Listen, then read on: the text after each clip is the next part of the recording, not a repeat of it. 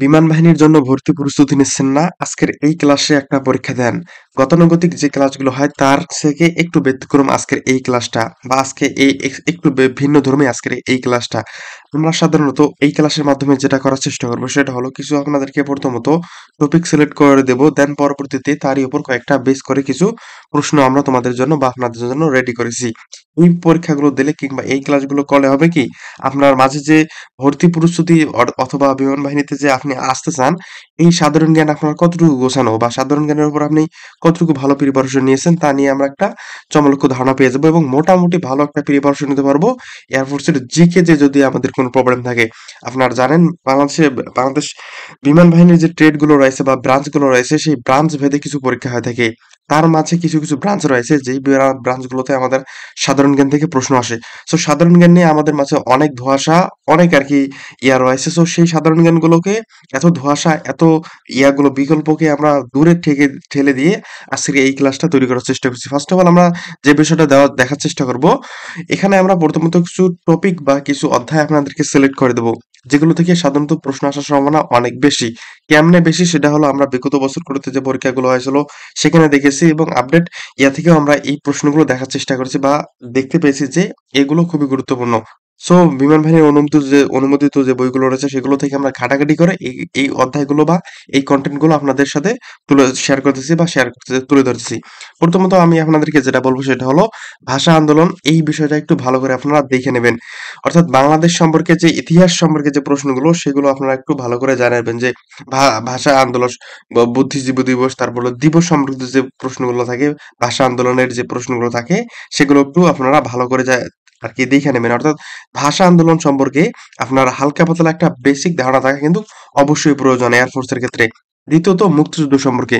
মুক্তিযুদ্ধকে বাংলাদেশের আপনি যেকোনো সেক্টরে পরীক্ষা দেন না কেন, যেকোনো পরীক্ষা দেন না কেন, সেটা এয়ারফোর্স, নেভি কিংবা আদার্স সিভিল যেগুলো রয়েছে সেগুলোতে যেখানেই পরীক্ষা দেন না কেন সাধারণ জ্ঞান যদি অধ্যায় থাকে তাহলে অবশ্যই মুক্তিযুদ্ধ সম্পর্কেতে ১ থেকে ২ টা প্রশ্ন আসবে।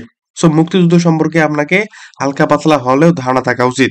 অর্থাৎ মুক্তিযুদ্ধ সম্পর্কে আপনার ২-১ টা হলেও কিন্তু ধারণা থাকতে হবে। দেন পরবর্তীতে আপনাকে যেটা করতে হবে সেটা হলো বঙ্গবন্ধু শেখ মুজিবুর রহমানকে নিয়ে কিন্তু ১ না ২ না লাইন আপনাকে জানতেই হবে।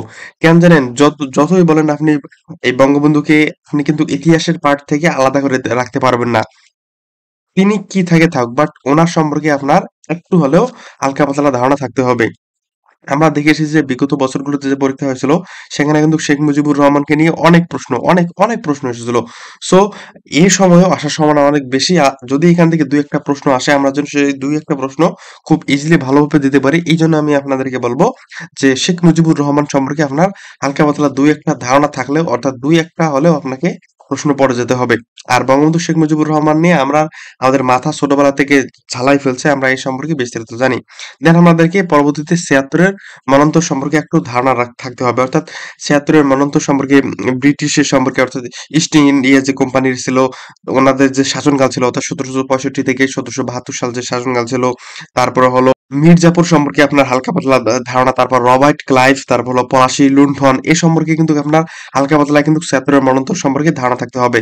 ৭৬ এর মন্বন্তর সম্পর্কে যে দুর্ভিক্ষটা কেন হয়েছিল, কতজন লোক মারা গিয়েছিল, এর ইংরেজি সাল কত, বাংলা সাল কত, ৭৬ এর সময় বাংলার গভর্নর কে ছিলেন, এ সম্পর্কিত যে প্রশ্নগুলো রয়েছে, হালকা পাতলা যে বেসিক প্রশ্নগুলো রয়েছে এগুলো সম্পর্কে কিন্তু আপনাকে একটা বেসিক বা মোটামুটি ধারণা থাকতে হবে। দেখুন আমি একটা সাধারণ জ্ঞানের বইয়ে পড়ছিলাম, সেটা কোন জানি সাধারণ জ্ঞান জানি পড়ছিলাম, আমার সঠিকটা মনে নাই। মনে হয় মোহাম্মদ স্যার আবু বকর সিদ্দিকের বইটা মনে হয়। উনার মনে হয় বইটাতে আমি এরকম দেখেছিলাম যে স্থায়ী ঘটনার পেছনে দৌড়ান, নতুবা বিগত বছরগুলোতে অর্থাৎ স্থায়ী ঘটনা থেকে 75% প্রশ্ন আসে। স্থায়ী ঘটনা বাদ দিয়ে যদি আপনি সাম্প্রতিক বিষয়গুলোর দিকে বেশি নজর দেন তাহলে কিন্তু আমও যাবে, ছালাও যাবে। অর্থাৎ আমটাও পাবেন না, আমের যে ভেতরকার যে থাকে, কয়া থাকে এটাও কিন্তু আপনি পাবেন না। সো এক্ষেত্রে আমাদেরকে স্থায়ী ঘটনার দিকে কিন্তু লক্ষ্য রাখতে হবে। শুধু সাম্প্রতিক বিষয়গুলোর দিকে যদি আপনি বেশি করে লক্ষ্য করেন তাহলে কিন্তু আরকি একটা বড় ধরনের মারা খাওয়ার বিষয় এখানে রয়েছে। সো ৭৬ এর মন্বন্তর সম্পর্কে আপনাকে কিন্তু একটু হালকা পাতলা না হলেও কিন্তু আপনাকে জানতে হবে।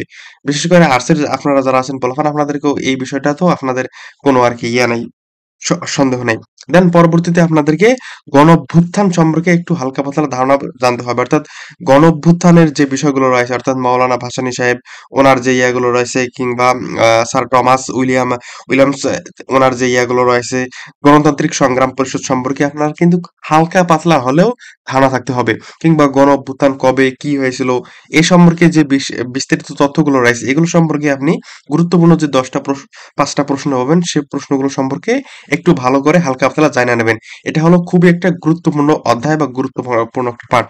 দেন আমাদেরকে আহ বাংলার যে রাজাগুলো ছিলেন, অর্থাৎ রাজা সম্পর্কে আপনার ইতিহাসের যে রাজাগুলো ছিলেন ওনাদের সম্পর্কে কিন্তু একটু ভালো ধারণা থাকতে হবে। অর্থাৎ ওনাদের রাজত্ব, ওনাদের জন্ম, এগুলো সম্পর্কে কিন্তু আপনাকে ধারণা রাখতে হবে। পাশাপাশি প্রাচীন বাংলার ইতিহাস, আপনার হলো মৌর্য থেকে সেন যে বংশ রয়েছে এই বংশ, নন্দ বংশ, তারপর হলো কি যেন মৌর্য বংশ, গুপ্ত বংশ, গুপ্ত শাসন, গৌর শাসন, পাল শাসন, সেন শাসন, এই সম্পর্কে কিন্তু আপনার হালকা পাতলা হলেও কিন্তু ধারণা থাকতে হবে। এই সম্পর্কে যদি আপনি হালকা পাতলা ধারণা না নেন, তাহলে কিন্তু বিভিন্ন কম্পিটিটিভ এক্সাম পরীক্ষায় যখন এই প্রশ্নগুলো আসবে, তখন কিন্তু আমরা সেগুলো খুব ইজিলি সলভ করতে পারবো না বা সেগুলোতে আনসার দিতে পারবো না। এই কারণে হয় কি, এয়ারফোর্সের বিভিন্ন ট্রেড থেকে আমরা কিন্তু অনেক ইজিলি বাদ পড়ে যাই। যখন আপনি এই বিষয়গুলো সম্পর্কে হালকা পাতলা না ধারণা নেবেন, বেসিক যে প্রশ্নগুলো রয়েছে, সাম্প্রতিক যে প্রশ্নগুলো আছে, সেগুলো দেখে যদি আপনি বেশি করে লক্ষ্য করেন, তাহলে কিন্তু আপনি এখানে ভালো করতে পারবেন না। এই বিষয়গুলো কিন্তু আপনাকে ভালো করতে হবে। সিরাজউদ্দৌলা, তারপর মির্জা আসাদুল্লাহ, এনাদের সম্পর্কে কিন্তু আপনার ভালো করে বেসিক যে তথ্যগুলো রয়েছে, এনার শাসনকাল বা ওনারা জন্মগ্রহণ করে কত সালে, মৌর্য বংশ, গুপ্ত শাসন, গৌর শাসন, এই সম্পর্কে কিন্তু আপনার বেসিকটা একটু ভালো করে জানিয়ে নেবেন। বেসিকটা দুই চারটা প্রশ্ন পড়বেন, ইনশাল্লাহ ওখান থেকে আইসা যাবো, কেমন? এর পরবর্তীতে আরো একটা আমি এখানে কন্টেন্ট অ্যাড করেছি, সেটা হলো বিশ্বযুদ্ধ। First world war, second world war, এই সম্পর্কে কিন্তু আপনার হালকা পাতলা না হলেও কিন্তু আপনার ধারণা থাকতে হবে। ধারণা থাকা প্রয়োজন।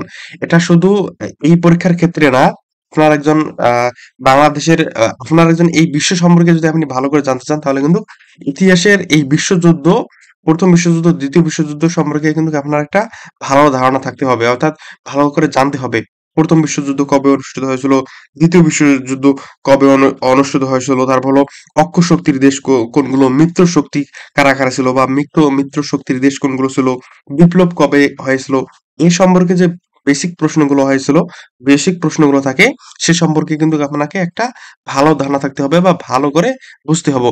আর এই সবকিছুগুলো আমাদের কই পাবেন? এই সবকিছুগুলো করার জন্য আমাদের যে নেক্সট টার্গেট বিএ প্রশ্ন ব্যাংক সাজেশন রয়েছে, সেই সাজেশনটা কিন্তু আপনার অবশ্যই প্রয়োজন। পড়ার ক্ষেত্রে অবশ্যই আমাদের এই সাজেশনটি আপনি হাতে রাখবেন। সেটা হলো পিডিএফটা রাখতে পারেন কিংবা প্রিন্ট কপি, যেটাই হাতে রাখেন না কেন, অবশ্যই রাখবেন। আপনি সাইবার অ্যাসিস্ট্যান্ট, নন টেকনিক্যাল প্রবোস্ট, যেকোনো ট্রেডে পরীক্ষা দেন না কেন, আমাদের এই সাজেশনটা কিন্তু আপনার অনেক অনেক কার্যকর হবে।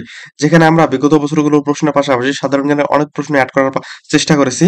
এবং আপনারা যারা বিগত বছরগুলোতে পরীক্ষা দিয়েছেন কিংবা পরবর্তীতে পরীক্ষা দিবেন, কিংবা কিংবা ইভেন আপনার ফ্যামিলির যদি কেউ এয়ারফোর্সে আসতে চায়, অবশ্যই আমাদের এই সাজেশনটির ব্যাপারে একটু ভালো করে বইলে দেবেন। এখানে আমরা বিগত বছরগুলো প্রশ্নের পাশাপাশি বেশ কিছু গুরুত্বপূর্ণ প্রশ্ন কিন্তু অ্যাড করার চেষ্টা করেছি। এই যে আমি যে কয়েকটা টপিক নিয়ে আলোচনা করলাম, এগুলো হলো স্থায়ী কিছু ঘটনা। এই স্থায়ী ঘটনা যদি আপনি জানা লন, বা এই স্থায়ী ঘটনা যদি আপনাদের জানা থাকে, তাহলে এখান থেকে যেখানেই প্রশ্ন আসুক না কেন, শুধু এয়ারফোর্স যে এমনটা না, এয়ারফোর্স বাদে যে অন্যান্য যে সেক্টর গুলোতে আপনি যখন পরীক্ষা দেবেন, সেখানে যদি এরকম কিছু প্রশ্ন আসে, তাহলে কিন্তু আপনি সেখানে একটা ভালো নম্বর অর্জন করতে পারবেন বলে আমরা আশা করি। এখন চলুন, আমি আপনাদেরকে বলছিলাম যে আজকের ক্লাসটা একটু ভিন্ন। কেন একটু ভিন্ন? আমরা যে বেসিক ক্লাসগুলো আপনাদেরকে দেওয়ার কথা বলছিলাম, সেই ক্লাসগুলো যে ধারাবাহিকভাবে যে আমরা ক্লাসগুলো নিচ্ছি, সেই ক্লাসগুলো ধারাবাহিকতায় আজকের ক্লাসে আপনাদের সবাইকে জানাচ্ছি সাদর সম্ভাষণ। প্রিয় বন্ধুরা, যদি ক্লাসটা ভালো লাগে তাহলে অবশ্যই একটু শেয়ার দিয়ে রাখতে পারেন, কিংবা ফ্রেন্ডদেরকে মেনশন দিয়ে রাখতে পারেন, অথবা আমাদের ফেসবুকে কিংবা ইউটিউবে কিংবা আদার্স কোথাও দেখলে আমাদেরকে অবশ্যই একটু কি যেন এটা বলে, লাইক কমেন্ট শেয়ার দেখতে রাখতে পারেন, কিংবা সাবস্ক্রাইব করে রাখতে পারেন। আচ্ছা, যাই হোক, আমাদের যে ধারাবাহিক ক্লাসগুলো ছিল, সেই ক্লাসগুলোর আজকের ক্লাসে আপনাদের সবাইকে জানাচ্ছি সাদর সম্ভাষণ। আজকের ক্লাসটাতে আমরা কিছু বিগত বছরগুলোতে যে প্রশ্নগুলো এসেছিল এয়ারফোর্সের জন্য খুবই গুরুত্বপূর্ণ যে আর কি কন্টেন্ট যেগুলো, সেগুলো নিয়ে আমরা প্রথম আলোচনা করলাম, এবং সেখান থেকে আমি কিছু কিছু আপনাদেরকে আহ উদাহরণ বা কিছু ডেমো প্রশ্ন আপনাদের সাথে তুলে ধরবো, যে ডেমো প্রশ্নগুলো এয়ারফোর্সরা অন্য কোথাও আসার সম্ভাবনা অনেক বেশি। আর এখানে যে প্রশ্নগুলো তুলে ধরবো, আপনারা যারা সাইফার অ্যাসিস্ট্যান্ট ট্রেডে পরীক্ষা দেবেন, সেখানে এই প্রশ্নগুলো বাংলাতে না আসে ইংরেজিতে আসার সম্ভাবনা অনেক বেশি। কিংবা আপনারা যারা ফিন্যান্স ব্রাঞ্চ বা অন্যান্য ব্রাঞ্চে যারা পরীক্ষা দেবেন, আপনাদেরকে এই সাধারণ জ্ঞানের প্রশ্নগুলো বাংলায় না আসার বাংলা থেকে ইংরেজিতে আসার সম্ভাবনা অনেক বেশি। আমি যদি আপনাকে একটা ইয়া দিয়ে বোঝাই, অর্থাৎ প্রশ্ন দিয়ে বোঝাই, এই যে এখানে একটা প্রশ্ন দেখতে পাচ্ছেন, এটা যদি আপনি সাধারণ কোনো ট্রেডে পরীক্ষা দেন, টেকনিক্যাল নন টেকনিক্যাল কিংবা হলো আপনার অন্যান্য যে প্রপোজ ট্রেডে যদি পরীক্ষা দেন, তাহলে এখানে বাংলা দিয়ে আসার সম্ভাবনা অনেক বেশি। আর যদি আপনি সাইবার অ্যাসিস্ট্যান্ট কিংবা অন্যান্য যে বাফার যে কোর্সগুলো রয়েছে সেখানে যদি পরীক্ষা দেন, তাহলে এই প্রশ্নটাই ইংরেজি দিয়ে আসার সম্ভাবনা অনেক বেশি। প্রথমত আমাদের এখানে যেটা বলছে প্রথম প্রশ্ন, অর্থাৎ আমাদের ফার্স্ট অফ অল এই প্রশ্নটা দিকে লক্ষ্য করেন। আমাদের এখানে বলছে হলো প্রথম বিশ্বযুদ্ধ কবে শুরু হয়। বিশ্বযুদ্ধ সম্পর্কে আমি আপনাদেরকে একটু ভালো করে হালকা পাতলা ধারণা নেওয়ার জন্য বলছিলাম। সো প্রথম বিশ্বযুদ্ধ কবে শুরু হয়? 1913 সালের 28শে জুলাই, না 1940 সালের 28শে জুলাই, না এখানে সি নম্বর বলছিল 1914 সালের 28শে জুলাই, না 1918 সালের 28শে নভেম্বর। বলুন তো সঠিক অ্যান্সারটা কি? আমরা সবাই জানি 1914 সালে কিন্তু প্রথম বিশ্বযুদ্ধটা শুরু হয়। সেটা কবে? সেটা হলো 28শে জুলাই। যদি আপনাদের এমসিকিউ 28 জুলাই, 28 জুলাই, 28 জুলাই, 28 নভেম্বর এগুলো না থাকে, তাহলে 1914 সালে আমরা তো সবাই জানি যে প্রথম বিশ্বযুদ্ধ অনুষ্ঠিত হয়। কেমন? বা প্রথম বিশ্বযুদ্ধ আর কি শুরু হয়। দেন সেকেন্ড কোশ্চেনটা দেখি আমরা লক্ষ্য করি। এখানে বলছিল কত সালে গণ অভ্যুত্থান হয়? এখানে যে প্রশ্নগুলো দেওয়ার চেষ্টা করেছি, এগুলো একটু আমি কঠিন প্রশ্নগুলো দেওয়ার চেষ্টা করেছি, তবে আপনাদের পরীক্ষায় অনেক ইজি প্রশ্নগুলো আসবে। কত সালে গণ অভ্যুত্থান হয়? এ 1976 সাল, বি 1967 সাল, সি 1996 সাল এবং ডি 1969 সাল। এখানে চারটা অপশন দেওয়ার আমরা চেষ্টা করেছি। চারটা অপশনে সাধারণত থাকে। এখানে যে অপশনগুলো দেওয়া রয়েছে, বলুন তো সঠিক অ্যান্সারটা কি হবে? কত সালে আর কি গণ অভ্যুত্থান হয়?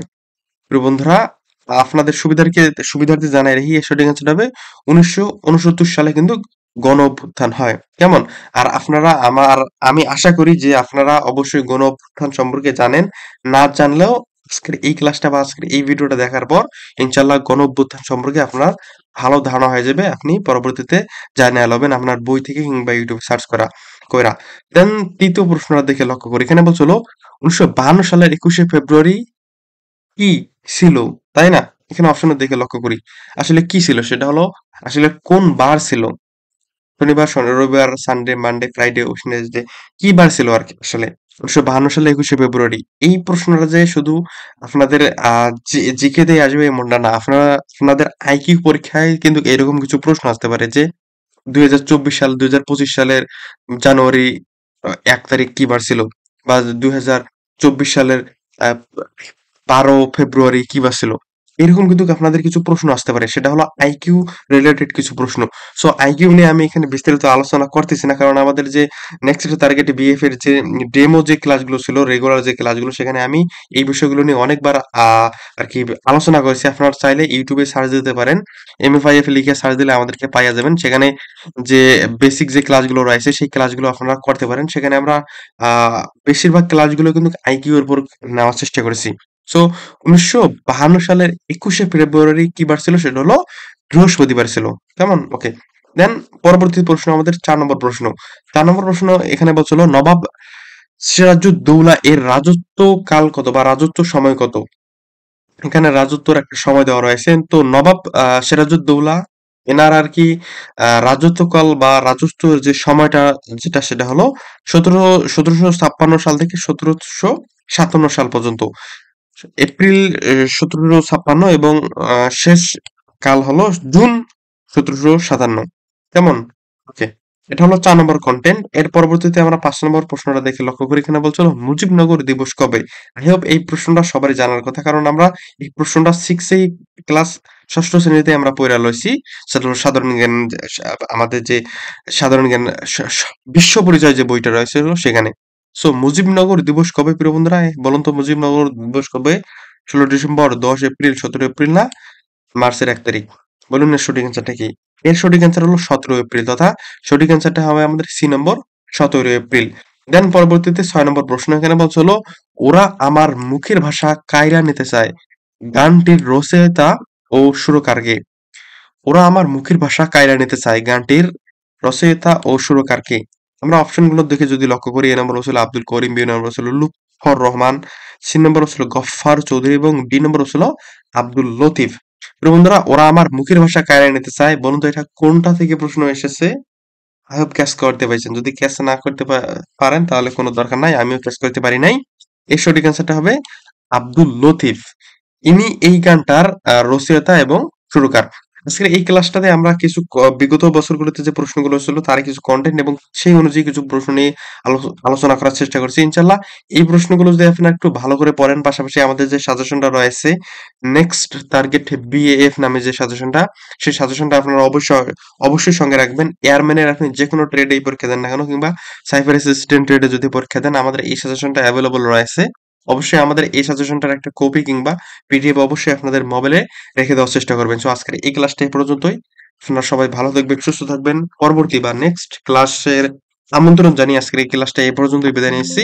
আল্লাহ হাফেজ।